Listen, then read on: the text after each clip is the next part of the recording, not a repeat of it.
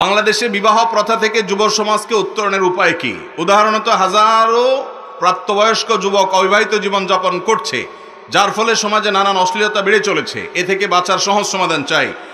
এটার জন্য সমাধান সব জায়গায় বলছি একই কথা। যুব সমাজকে বিয়ের উপযুক্ত হওয়ার পর বাবা মার দায়িত্ব হলো তাদেরকে বিয়ে দেওয়ার জন্য ব্যবস্থা গ্রহণ করা, আর যুবকদের দায়িত্ব হলো পয়সা করে কামায়া বিবাহের উপযুক্ততা প্রমাণ করা। দুই পক্ষে চেষ্টা করতে হবে। যুবকরা আজকাল চায় যে হুজুর আব্বাকে একটু বুঝাই দেন, বিয়ে শাদী দিয়ে দেখ, ঠিক না ঠিক?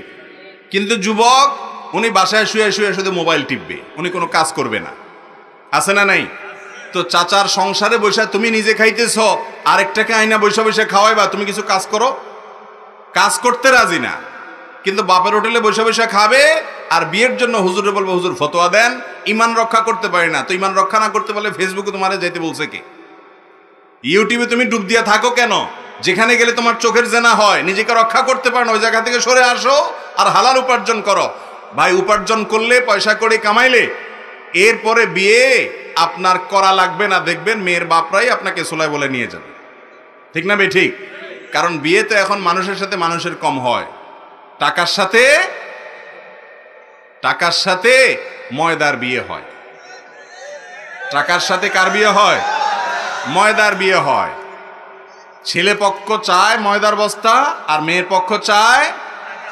মানুষ খুব একটা মানুষ চায় না বিয়ের জন্য। মানুষের সাথে মানুষের বিয়ে এখন আজকাল খুব কম হয়। এজন্য ওই রকম না হন, অন্তত স্ত্রীর ভরণ পোষণ দেওয়ার ব্যবস্থা তো থাকতে হবে, সেই চেষ্টাটা তো করতে হবে। এটা হলো যুবকদের জন্য। আর মুরব্বী চাচারা যারা আছেন, আপনাদেরকে বলতেছি, ছেলে যখন বিয়ের উপযুক্ত হবে, আল্লাহ যদি আপনাকে অ্যাবিলিটি দেয়, ছেলেকে সহযোগিতা করে হলেও বিয়ে দিয়ে দেন। কারণ যদি বিয়ে না করান, সে এখনকার যে সময়, এখনকার যে পরিস্থিতি, চতুর্দিকে জেনার হাতছানি, বাঁচতে পারে না, কঠিন হয়ে গেছে।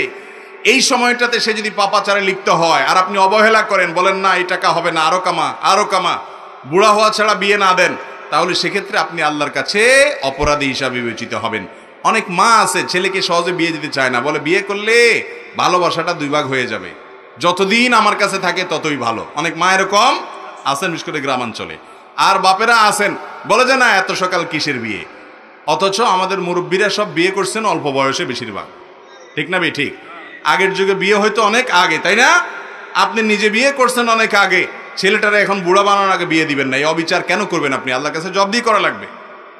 আপনার আমলে বরং এত আগে বিয়ে না করলেও চলতো, তখন এত বেশি চোখের জেনার রাস্তা ছিল না। এখন যুবকদের নষ্ট করার জন্য হাজারো রাস্তা খুলে গেছে।